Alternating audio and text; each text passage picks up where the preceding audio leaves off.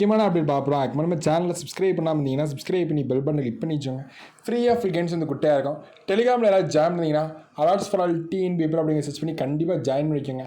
அதுலேயுமே important notifications அடுத்து வந்து என்ன அப்படின்னா காலேஜ் கவுன்சிலிங் ஷெடியூல் எல்லாமே வந்து நம்ம வந்து அதில் வந்து போட்டுருவோம்.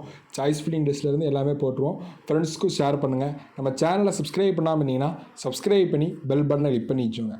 என்ன அப்படின்னு பார்த்தீங்கன்னா நிறைய ஸ்டூடெண்ட்ஸ் வந்து கேட்டே இருக்கீங்க, சார் முதலாம் ஆண்டு மாணவர்களுக்கு கல்லூரி வந்து எப்போ தான் சார் திறக்கும், ஃபஸ்ட் இயர் ஸ்டூடெண்ட்ஸ்க்கு வந்து எப்போ தான் சார் திறப்பாங்க அப்படி நிறைய பேர் கேட்டிருந்தீங்க. இப்போ வந்து கவுன்சிலிங் அட்டன் பண்ணுறீங்க பார்த்தீங்களா, இவங்களுக்கு வந்து எப்போ தான் சார் கவுன்சிலிங் நடக்கும், காலேஜ் வந்து ஓப்பன் பண்ணுவாங்க அப்படிங்கிறத கிளியர் கட்டாக சொல்லுங்கள் அப்படின்னு நிறைய பேர் வந்து கேட்டிருந்தீங்க.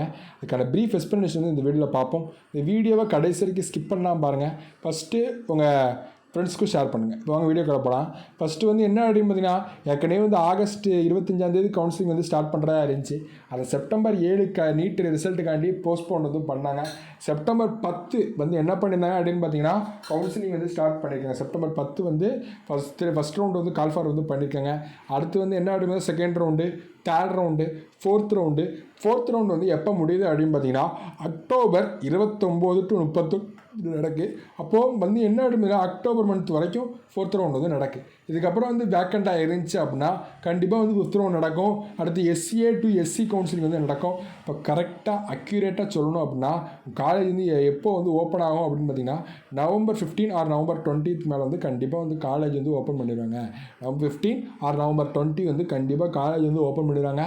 பார்க்கலாம், எது அப்டேட்ஸ்னாலும் நம்ம கூடயே தான் இருப்போம். சாய்ஸ் ஃபில்லிங் லிஸ்ட்லேருந்து ஃபுல் சப்போர்ட் வந்து நம்ம சேனல் வந்து குட்டையாக இருப்போம். தமிழ்நாடு இன்ஜினியரிங் யூனிவர்சிட்டியை பொறுத்தாப்பில் நம்ம வந்து ஃபுல் சப்போர்ட் வந்து குட்டையாக இருப்போம். அது மட்டும் இல்லாமல் என்ன இருந்ததுன்னா ஃபஸ்ட் ரவுண்டில் வந்து நீங்கள் சாய்ஸ் ஃபில்லிங் வந்து கொடுக்கணும், டெனட்டிவ் அலாட்மெண்ட் வந்து கொடுப்பாங்க.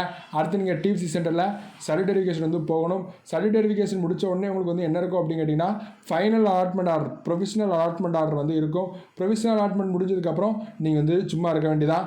அடுத்து வந்து என்னென்னா அப்வர்ட் மூவ்மெண்ட்டில் போகுதா அப்படிங்கிறத பார்க்கணும்.